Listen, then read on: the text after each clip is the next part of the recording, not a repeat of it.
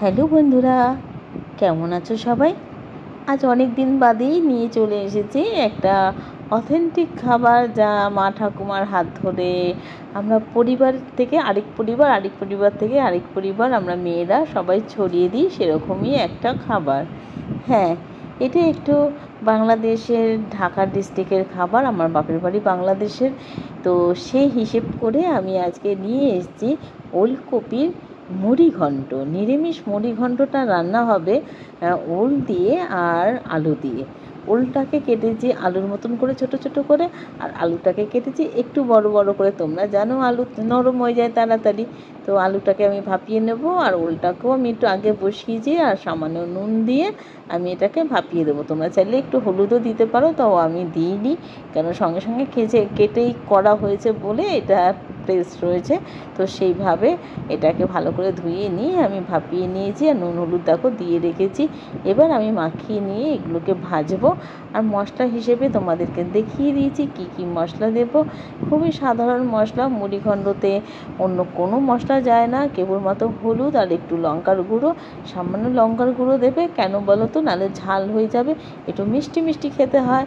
আর গোটা গরম মশলা আমি অন্যদিন থেতো করে দিই, আজকে আমার সময়টা একটু কম ছিল, তার জন্য আমি শুধুমাত্র এলাচের মুখটাকে আলগা করে আমি ওগুলোকে ধুয়ে রেখেছি। এবার আমি দিয়ে দেবো। দেখো আলুটাকে কিন্তু আমি একটু কড়া করে ভাজবো, কেননা আলুটা একটু বেশি নরম হয়ে গেলে রাইসের মধ্যে ওটা একদম ভেঙে ভেঙে যাবে। তার জন্য আমি আলুটাকে চাইবো একটু কড়া করে ভাজতে। তারই ফাঁকে তোমাদের সাথে কথা বলে নেব যে তোমরা কে কেমন আছো। কি আমার ভিডিও যে অনেক দিন ধরে দিচ্ছি না, কই আমাকে তো বলো না যে দিদি তোমার ভিডিও আসে না কেন।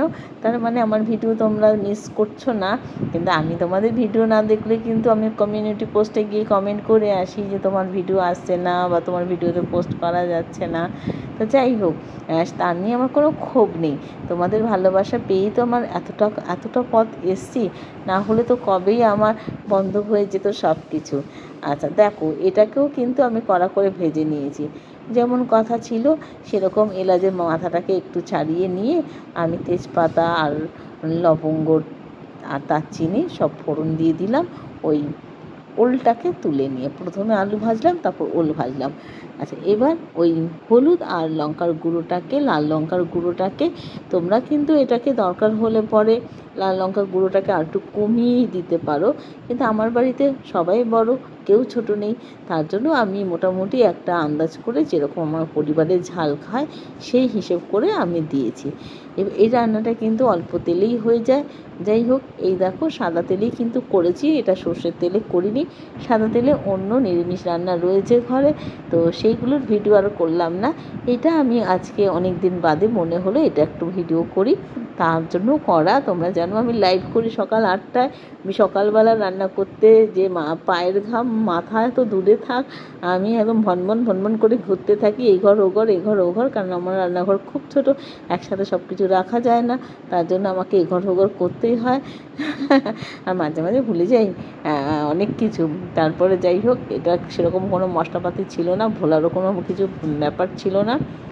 ভুলে গেলে কী হয় বলো তো, আবারও দিতে হয়। সেদিনকে যেরকম আজকেই যেরকম ছোলার ডালটা করেছি, তো সেটাতে কিন্তু নারকেল আমি পরে দিয়েছি।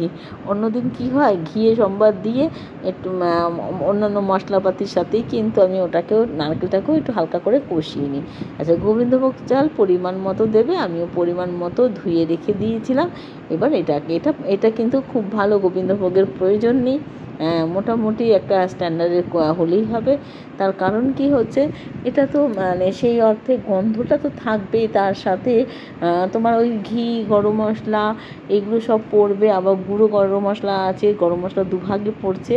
এমনি এটা খেতে ভালো লাগবে। আর সত্যি কিন্তু অনেক দিন বাদে খেলাম তো, বাপের বাড়িতে হয়, শ্বশুরবাড়িতে খুব একটা হয় না।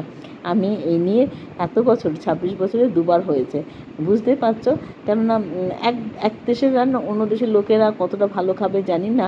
আজকে কিন্তু আমি মানে সকালে রান্না করেছি, দুপুরে খেয়েছি, তো গরম ভাত দিয়ে খুবই ভালো লেগেছে। আচ্ছা, জলটা কিন্তু অন্য দিন হলে আমি এতটা দিই না, কেন গোবিন্দভোগ চাল ভেজানো ছিল, কিন্তু আজকে আমি পুরো এক বাটি ভরে দিয়ে দিলাম। তার কারণ হচ্ছে যদি লাগে আবারও দেবো, তার কারণ হচ্ছে এই ওলগুলো ভাপানো ছিল, তারপরও দেখছি দেখো কোনো মানে নরম চরম নেই, নরম আছে কিন্তু একদম যে একটুখানি ইঁচড়গুলো যেমন ভাপানোর ফলে অনেকটা নরম হয়ে যায়, সেরকম এটা কিন্তু সেক্ষেত্রে কিন্তু সেরকম একদমই হয়নি, একদম সলিড, একদম পাঁঠার মাংসর মতন রয়ে গেছে।